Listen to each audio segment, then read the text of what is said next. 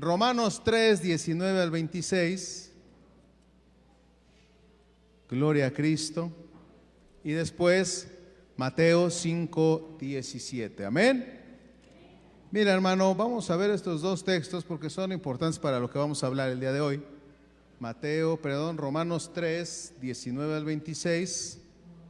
Yo lo leo, tú lo sigues con tu vista en el nombre de Jesús. Yo lo voy a leer en la Nueva Versión Internacional, hermano.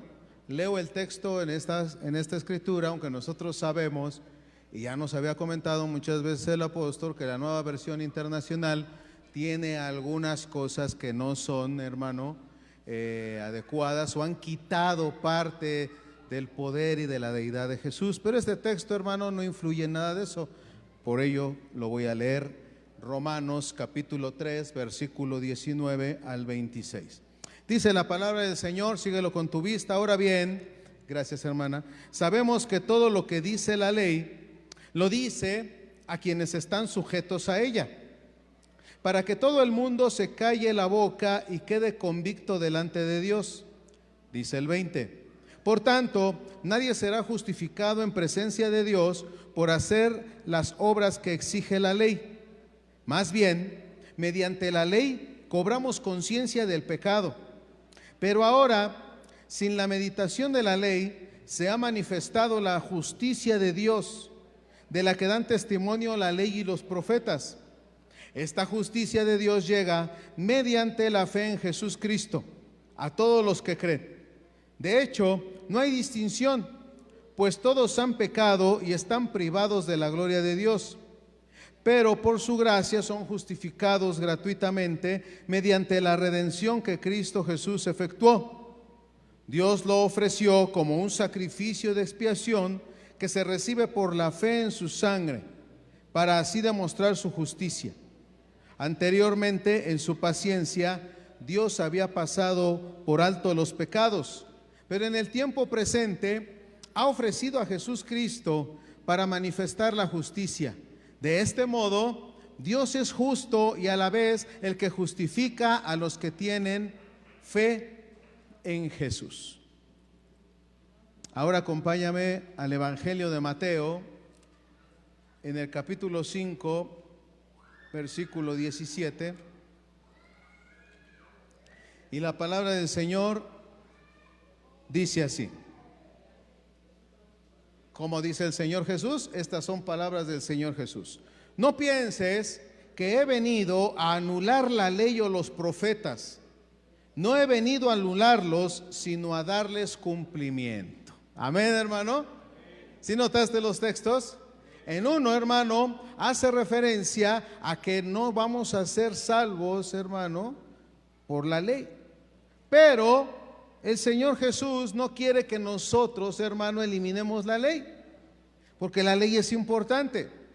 Pero dice él en Mateo 5, 17, no pienses que he venido a anular la ley o los profetas. No lo he venido a anular, sino a darles cumplimiento.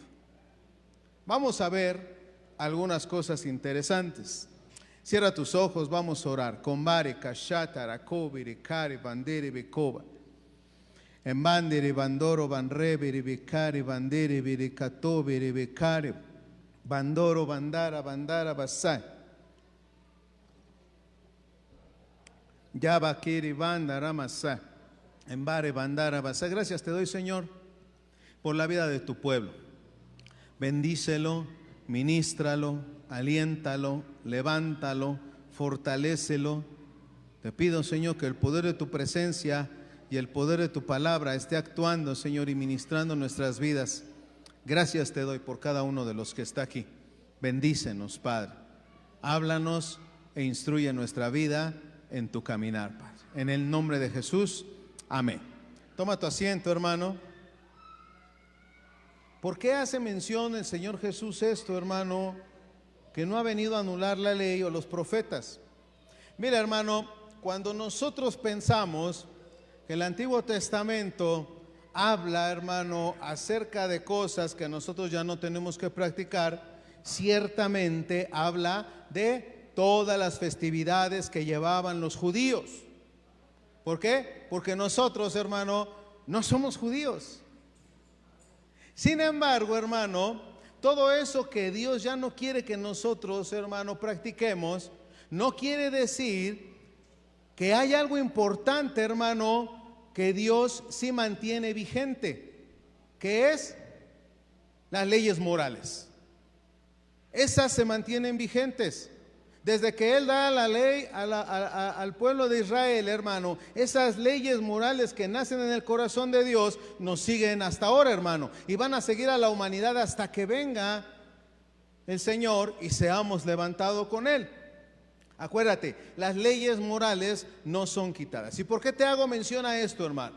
Porque mira, lamentablemente, y lo vamos a ir desarrollando poco a poco, muchas veces cuando nosotros olvidamos que hay una ley y hay una justicia moral, hermano, nosotros nos tratamos de encargar solamente de vivir en la gracia, y al vivir en la gracia solamente, hermano, estamos bajo el amor, el apapacho, el consuelo, la bendición, todas esas cosas, hermano, que vienen a partir de la gracia. Pero no nos acordamos de la justicia. ¿Qué dice la justicia? Dice en Romanos capítulo 3 versículo 20, hermano, dice, recordando, hermano, que por medio de la ley es el conocimiento del pecado. Si nosotros entonces, hermano, eliminamos de nuestra vida y de nuestro caminar diario lo que es la ley, entonces no le damos peso al pecado. No le damos el peso debido al pecado, ni siquiera, hermano, medimos las consecuencias que puede medir hacia nosotros. Nos hemos quedado muchas veces en la gracia como cristianos y pensamos que Dios es bueno, Dios es amor, Dios es perdonador, pero seguimos teniendo una actitud de pecado, confiando en esa bondad, en ese amor y en esa misericordia de Dios. Pero, hermano, no le damos peso al pecado, que en verdad, hermano, destruye nuestras vidas, las contamina y las aleja de Dios. Vamos a hablar, hermano, acerca de lo que es la ley y la gracia.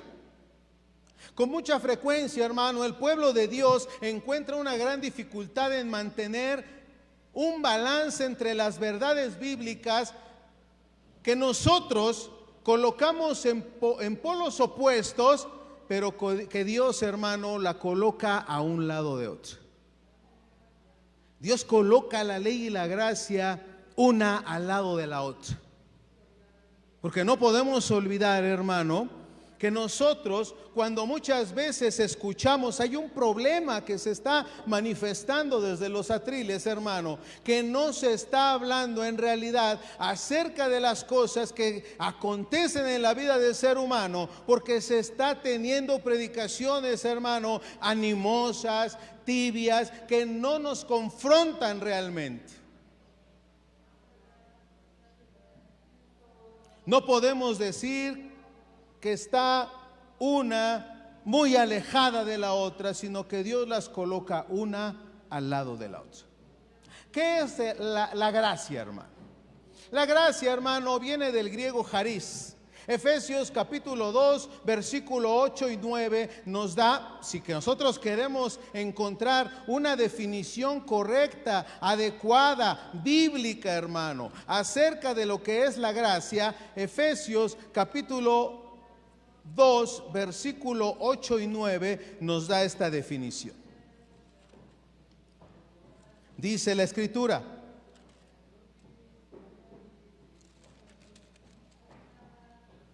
porque por gracia ustedes han sido salvados mediante la fe.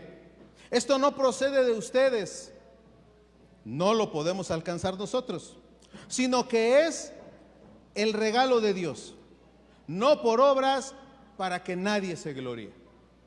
Esa sería una definición de lo que nosotros podemos encontrar acerca de la gracia bíblica, hermano, que nos está diciendo que es un regalo que Dios nos ha dado, que nosotros no merecíamos por nuestra manera de vivir, nuestra manera de pensar, nuestra manera de actuar, y entonces necesitamos que alguien que entregó su vida en la cruz del Calvario nos regalara esa salvación por gracia. por nuestras obras no las podíamos alcanzar. Esta palabra griega, charis, hermano, que es gracia, es como si hubiese sido, hermano, una acción que Dios hubiese hecho de una manera espiritual, hermano, trayendo una influencia divina en el corazón del ser humano. Dios pone entonces, hermano, esa gracia en nosotros y esa, hermano, esa influencia divina inunda nuestro corazón.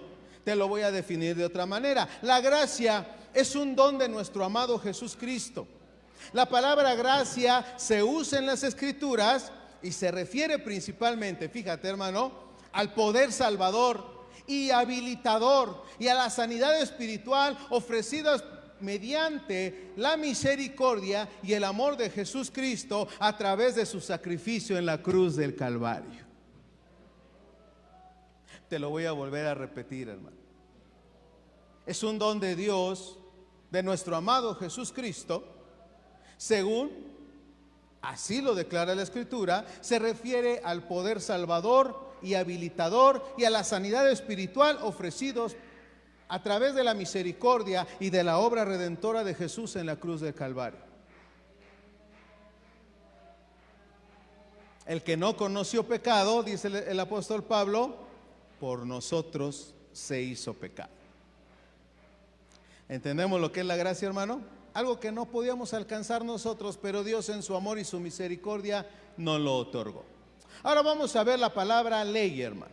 La palabra ley, hermano, en el griego, lo leo en el griego, en Romanos capítulo 3, versículo 20, es la palabra griega nomos, que procede de la raíz primaria nemo. ¿Te acuerdas de un pescadito ahorita, verdad, hermano? Nemo, que habla, hermano, de repartir. Fíjate lo que es la ley, hermano. Si dice Romanos 3:20 que la ley fue dada para el conocimiento del pecado, entonces Dios repartió de su corazón ¿qué? Lo que el hombre no quiere que actúe. Él no quiere que nosotros actuemos, hermano, de ciertas formas que ha dejado escritas en su palabra. ¿Y a qué se refiere, hermano, esa repartición? Es el uso, hermano, de una idea prescriptiva. Principalmente es una regulación. Nos está diciendo a los seres humanos, no deben de vivir así.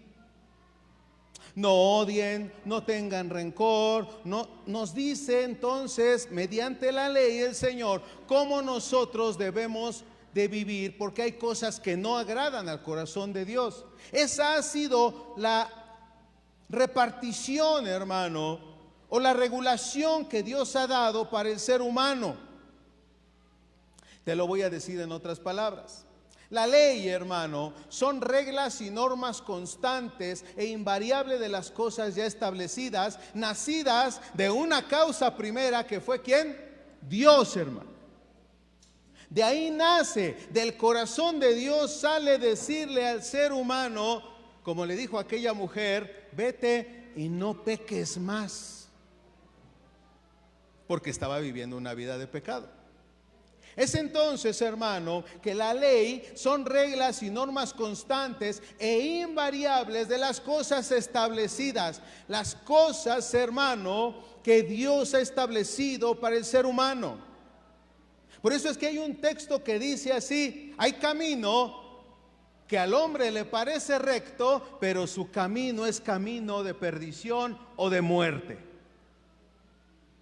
Porque nosotros podemos elegir vivir de muchas maneras, hermano, pero según la repartición o la impartición de Dios en la ley y esas reglas y normas, hermano, que han sido establecidas por Dios, nos dicen que es pecado, aunque nosotros tratemos de disfrazarlo de otra forma, es pecado. Definámoslo, hermano, de otra manera. Así vamos a declararlo. Es la repartición de las normas o reglas morales dadas por Dios que regulan la actitud del ser humano para su propio bien y sobre todo para la gloria de Dios, hermano.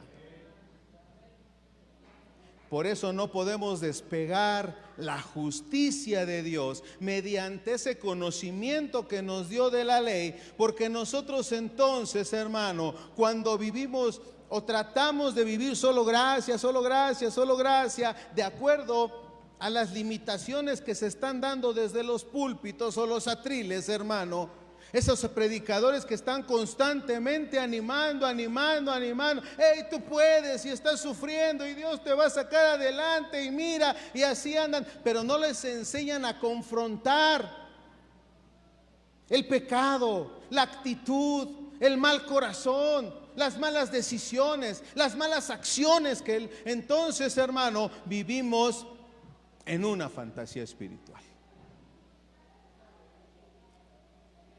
Hay una gracia.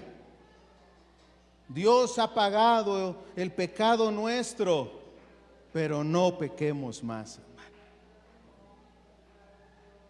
Porque es algo que Dios ha establecido y es incambiable. Aparte de que, como mencionamos, regulan la actitud del ser humano para nuestro propio bien y sobre todo para la gloria de Dios. ¿Recordamos el texto, Romanos 3:20? Por medio de la ley es el conocimiento del pecado. Es por esto, hermano, que nosotros nunca debemos de predicar el evangelio de Jesús Cristo divorciado de la ley. ¿Por qué? Mira, te pongo un ejemplo. Nunca le digas a un pecador simplemente y meramente que reciba a Cristo, porque si tú le preguntas a un pecador, ¿tú quieres recibir a Cristo para que vayas al cielo? Él te dirá, sí, porque el ser humano siempre quiere llegar al cielo, hermano, es lo que espera. ¿Quién no quiere ir al cielo? Pero, si tú más bien le dices a esa persona, mírate en el espejo de la ley, que te hará reconocer toda tu condición de pecado en la que has estado viviendo, entonces le estarás predicando el verdadero evangelio. Arrepiéntete, porque tenemos que venir a un arrepentimiento, porque el evangelio no se oferta, hermano. Porque llegan personas y luego se les dice, recibe a Jesús en tu corazón, mira, Cristo viene pronto y te puedes ir al infierno, pues lo asustas, recibe al Señor, pero nunca tuvo una convicción de arrepentimiento y de creer verdaderamente en Jesús. ¿Te das cuenta de lo que sucede? El ser humano tiene entonces que entender que su vida no ha sido la correcta y que se tiene que arrepentir. Y como les decía el miércoles en la clase a los hermanos, pecar es errar al blanco. Ese es el pecado. Dios ha puesto entonces esa regulación en donde quiere que el ser humano dé en el blanco, que viva correctamente, para que entendamos, hermano. Que el ser humano viva correctamente. Pero entonces yo estoy viviendo mi vida de pecado y entonces viene el arrepentimiento. ¿Qué es? Que nos explicaba el apóstol, la metanoia o el metanoeo, hermano, que tú vas en una dirección de vida en donde estás pecando, o a lo mejor disfrazas tu manera de actuar y tú mismo te convences de que no estás pecando, pero vas en esa dirección y entonces viene el arrepentimiento y vas, hermano, das una vuelta para ir en la forma contraria a caminar en la que el Señor quiere que vuelvas tú. Metanoeo o metanoia, hermano, me vuelvo o me convierto. De mi caminar, de mi forma de pensar, de mi forma de actuar, de eso nos convertimos. El cristiano entonces ha entrado en una época muy sencilla. Vive la gracia, pero no te dicen que el ser humano tenemos tendencias pecaminosas. El mismo apóstol Pablo, nosotros encontramos que él vivía en ello y decía, es que lo que no quiero hacer, eso hago. Es una batalla constante en la que nos encontramos, hermano. Ah, no, pero ya fui a la iglesia. Sí, Pero si Dios ha dicho que eso que haces está mal, aunque vivas en la iglesia.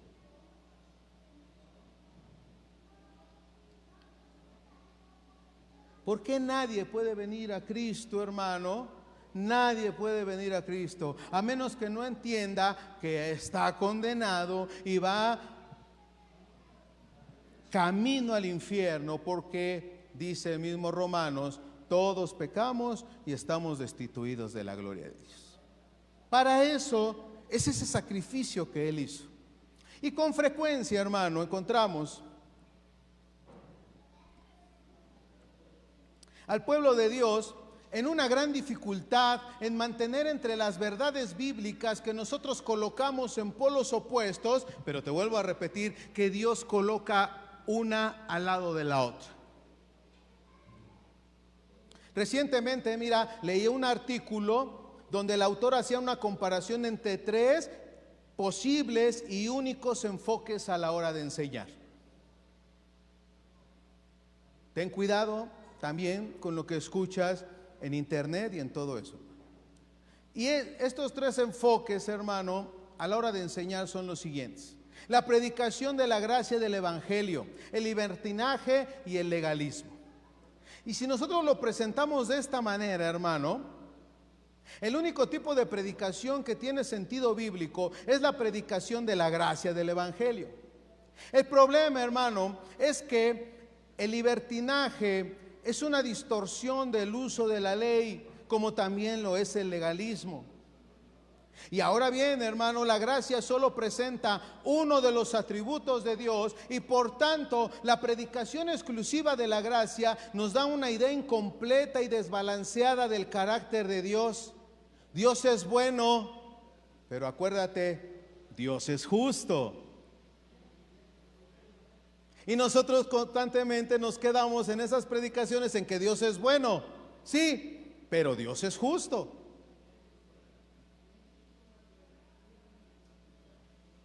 Y también entendemos y podemos estar convencidos de que hay otro camino, hermano.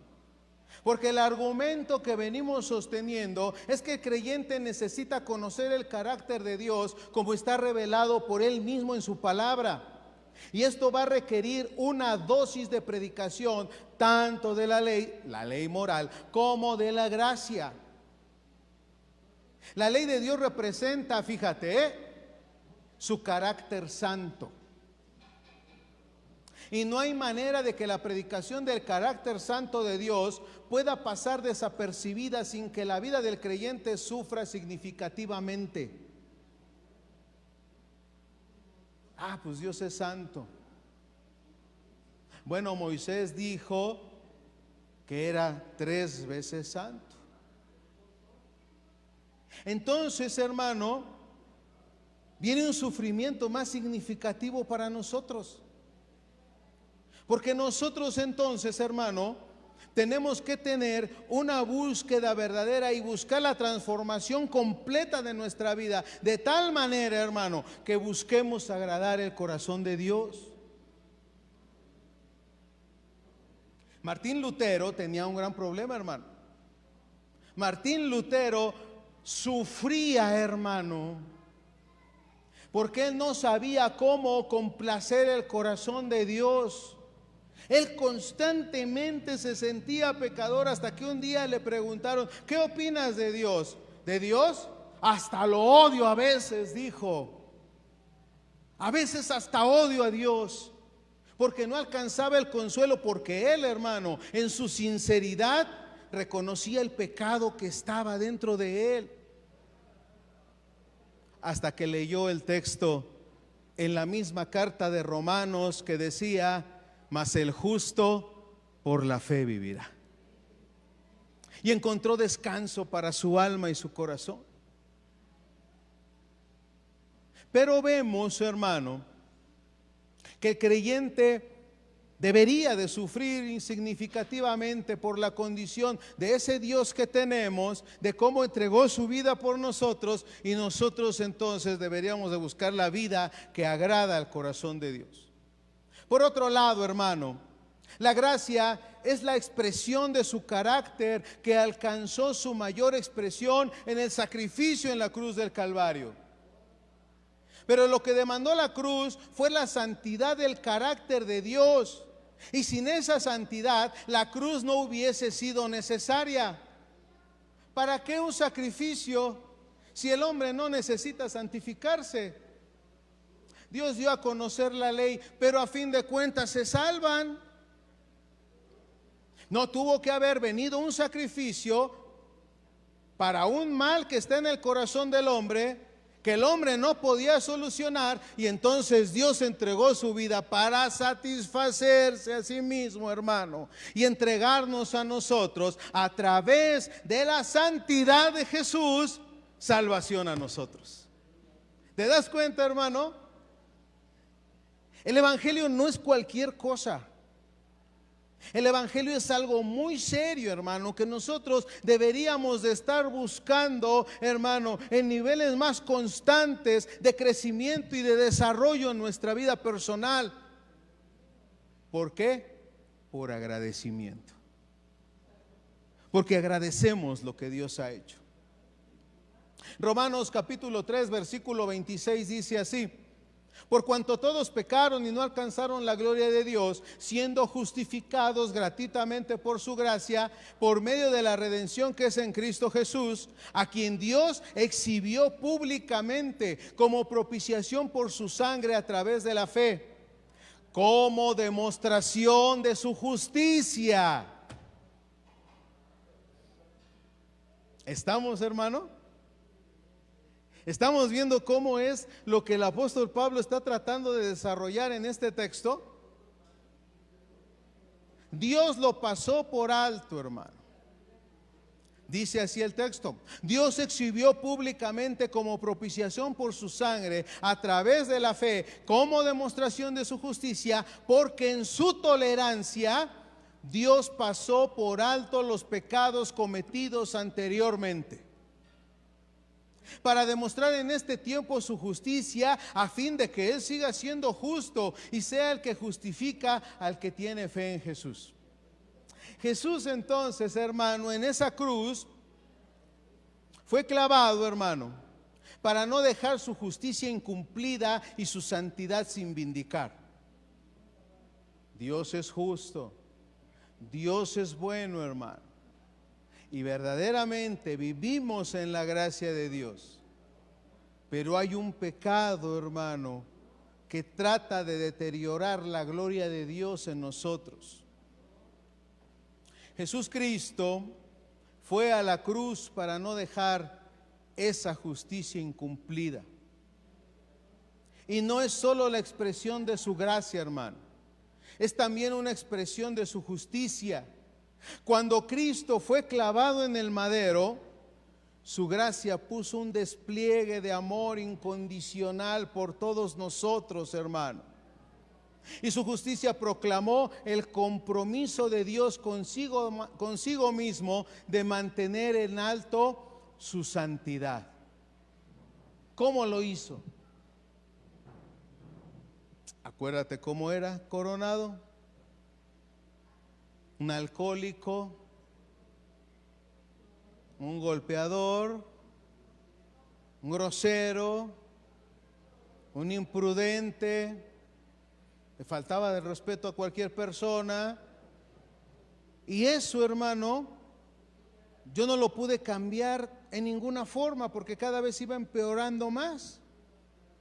Tuvo que venir Jesús a limpiar todo eso que nosotros vivíamos.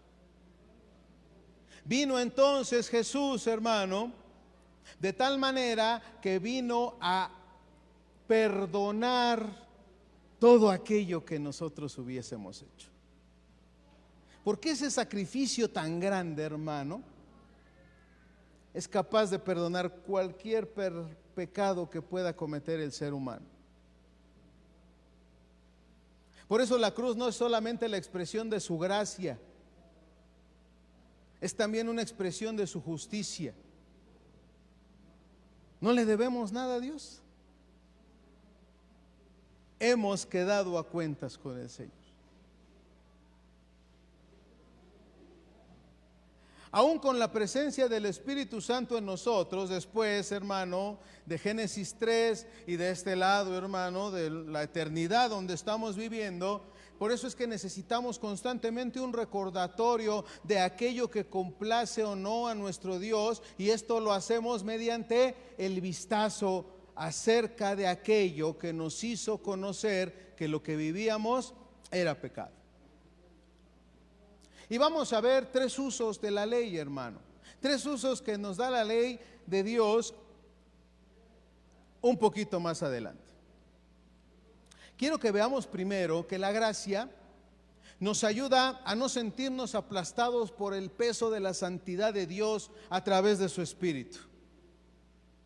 Sobre todo, hermano, después de que hemos creído y después de tener esa luz de su Espíritu en nosotros. De manera que entonces yo necesito una dosis importante de gracia todos los días para caminar saludablemente.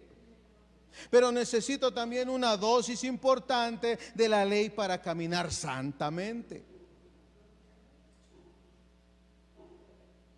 Le decía, no me acuerdo a quién le decía, hace muchos años se predicó de una forma legalista.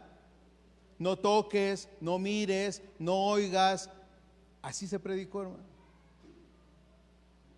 Y muchos cristianos, hermanos, sobre todo de las iglesias tradicionalistas, tienen la tendencia de prohibir, prohibir, prohibir, prohibir, prohibir. Y se llevan entonces una vida de iglesia solamente de prohibiciones, pero no hay convicción, hermano, de lo que están viviendo ni de lo que están confrontando en su vida de acuerdo a la justicia de Dios, y no viven libremente de la gracia. El pueblo de Dios entonces, hermano, tiene que mover el péndulo hacia un lado o hacia el otro, porque raramente lo deja en medio. Raramente lo deja en medio. Y te decía, hermano, el pueblo de Dios tiene que encontrar esa parte importante por la cual debe de vivir. 3 usos que se le daba a la gracia. Si no entiendo la ley, fíjate, si nosotros no entendemos la ley, no apreciaremos la gracia. ¿Por qué? Porque no sabes o no tomas en cuenta la magnitud de las cosas que Dios te perdonó. Si no entendemos la ley, no comprenderemos la gracia. Porque no entenderemos la magnitud de las cosas que Dios nos perdonó y la magnitud de las cosas que Dios cambió, hermano, en nuestra condición humana. Segundo, si desprecio su ley, voy a abaratar la gracia.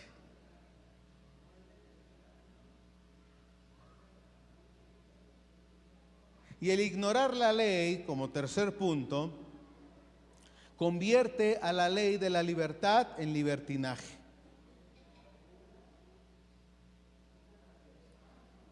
Porque, hermano, Santiago 1:25 nos da por el contrario la enseñanza que Dios da es perfecta y libera verdaderamente a la gente. Pero nosotros tenemos que fijarnos bien, hermano, en esa gracia y ponerla en práctica.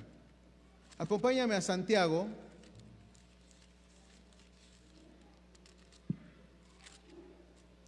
capítulo 1, versículo 25, nos dice la palabra del Señor de la siguiente manera. De igual manera, no fue declarada justa por las obras aún la prostituta Rahab, cuando hospedó a los espías y les ayudó a huir por otro camino. Perdón, estoy en el 2, ¿verdad? Leo el 25. 1:25, perdón, lo leo. Pero quien se fija atentamente en la ley perfecta de la libertad y persevera en ella, no olvidando lo que ha oído, sino haciéndolo, recibirá bendición al practicarla. Porque esta tendencia, hermano, es evidente en las iglesias en Latinoamérica. De hecho, el ADN del Evangelio de la Prosperidad es predicar las promesas y las bendiciones de Dios sin predicar las demandas de la ley de Dios. ¿Por qué no predican la ley? Y nosotros podríamos observar, hermano, que hay tres tipos de personas que se sienten inclinados a predicar solamente de la gracia sin el debido lugar de la ley.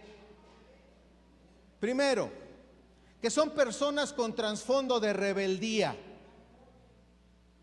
Yo te puedo faltar al respeto a ti e ignorarte cuando yo quiera, Edmundo, porque no confronto con mi vida, con la justicia de Dios, que estoy haciendo mal. Hay personas con un trasfondo de rebeldía, pero criadas en un hogar cristiano donde hubo mucha ley y poca gracia. Y al encontrarse con la gracia de Dios, malentienden que la causa de su rebelión fue la ley y no la ausencia del balance. Que te mencionaba hace un rato, no hagas, no digas, no toques, no veas. Y como ya te he mencionado muchas veces, se termina entonces predicando como una enseñanza moral la Escritura. Así se educa muchas veces a los hijos. Segundo, hermano, personas altamente emocionales que desean, por así decirlo, hermano, revolcarse en la gracia de Dios para sentirse livianos cada vez que sus emociones los llevan a pecar.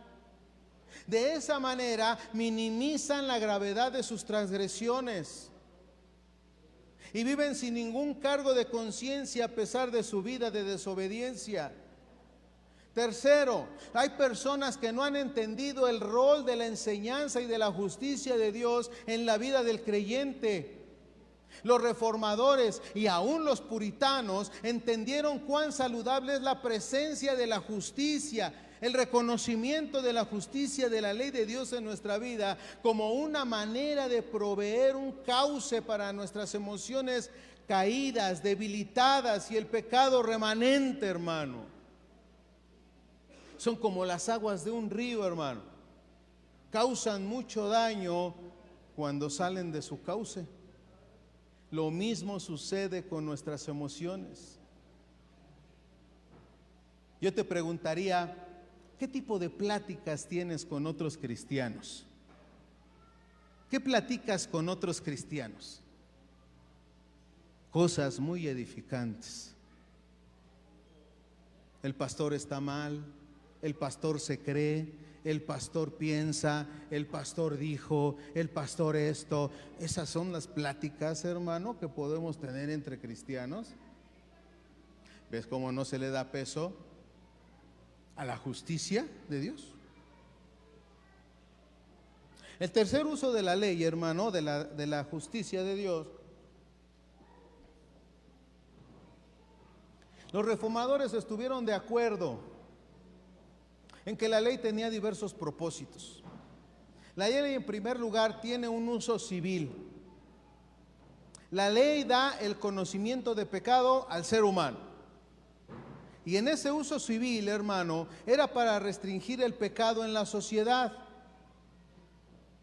Dios reveló su naturaleza a través de la revelación general que dio al hombre e inscribió en nuestro corazón, hermano, su ley, como lo revela o lo relata Romanos capítulo 2. En segundo caso, hermano, en segundo uso sería el pedagógico.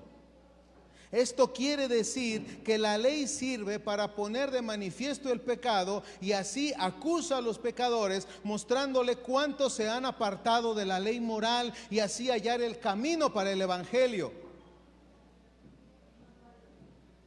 Todos en algún momento de la vida hemos batallado con algún pecado y hemos dicho, no, Señor, ahora sí, ya voy a dejar de hacer esto, Señor.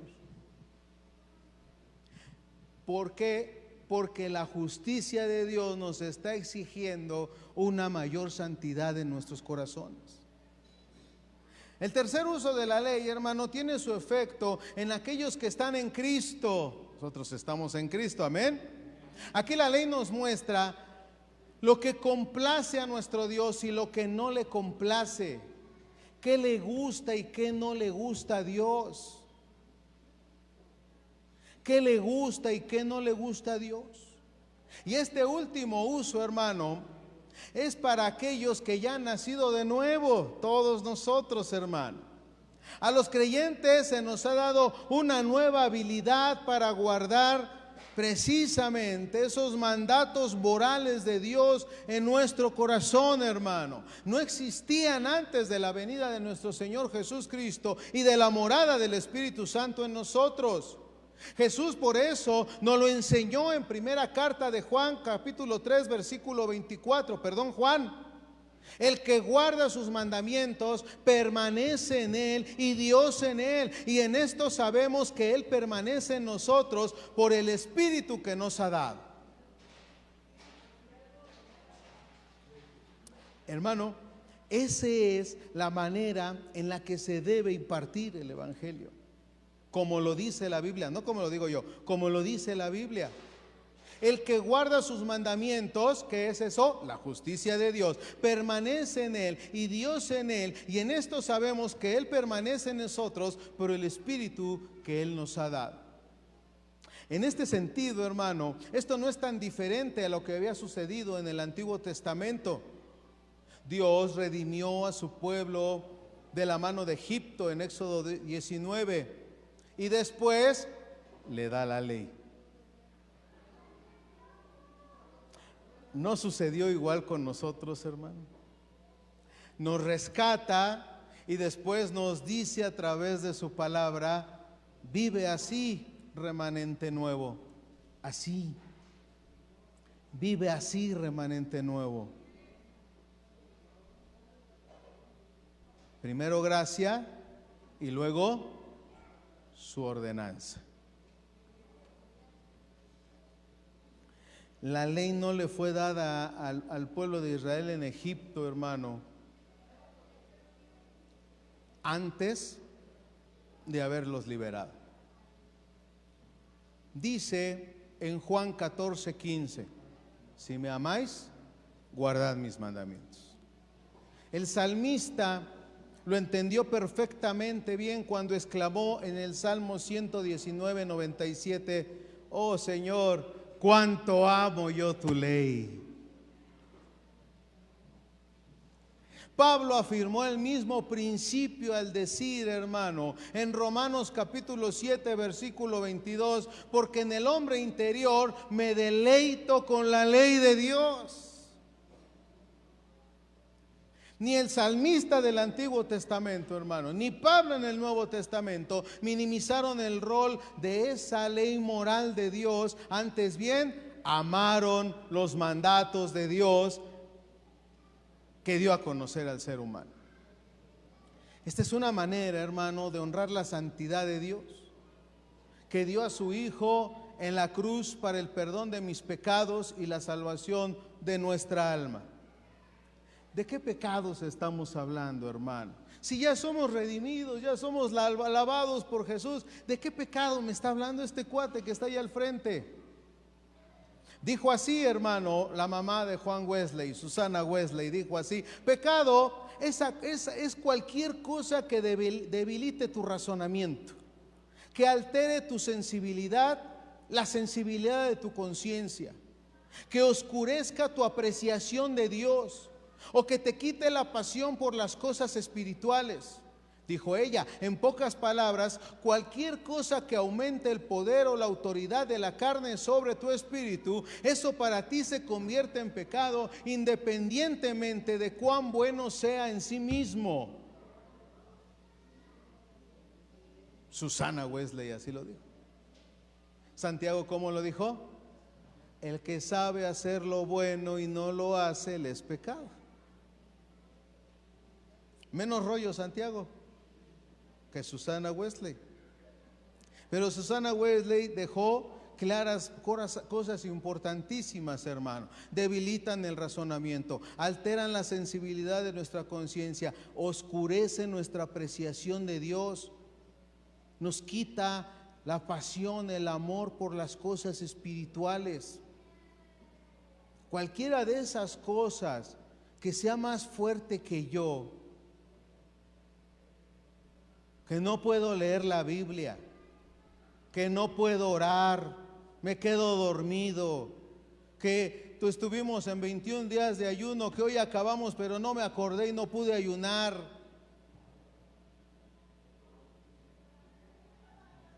Eso que debilita, hermano, las cosas de Dios, para Dios, hermano,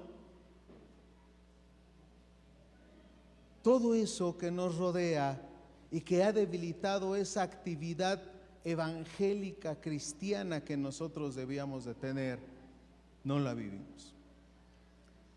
Por eso alguien decía así, fíjate bien, hermano, el diablo, que el Señor lo reprenda, pone todo su empeño en detener el avance del evangelio.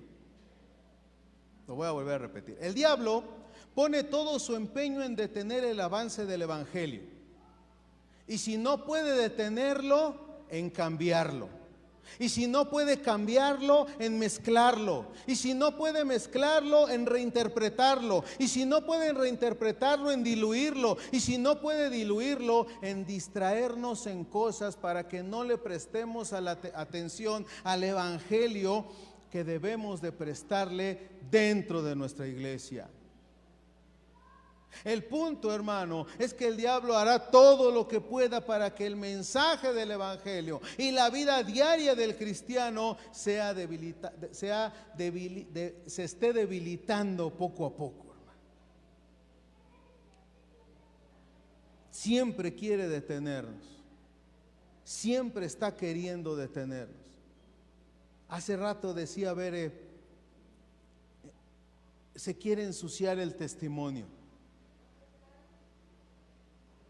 Yo creo que el apóstol, la hermana Sally lo saben en su vida personal. ¿Cuántas veces trató, hermana, el enemigo de ensuciar el testimonio? Muchas, muchísimas, hermano. Así trata de ensuciar el testimonio de todos nosotros, tratando de debilitar nuestro caminar en la fe.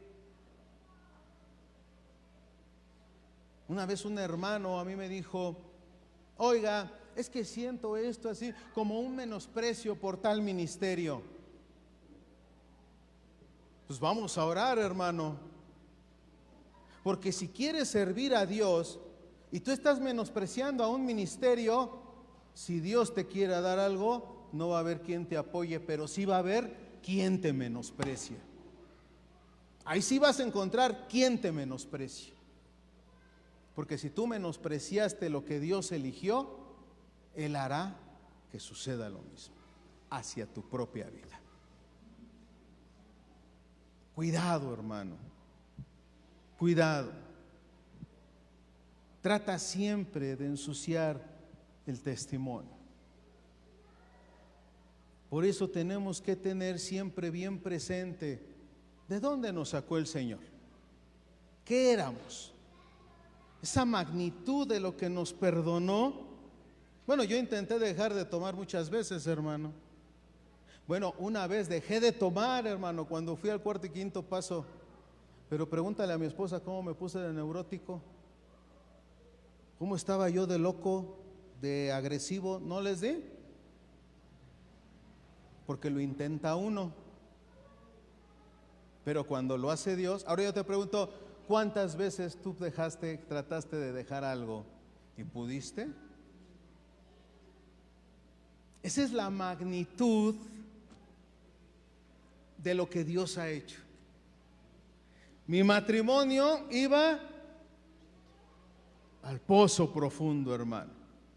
Y Dios lo sacó de ahí, lo levantó y lo restauró, hermano. Ese es la magnitud del agradecimiento, hermano. Yo no podía, tú sí pudiste, Señor.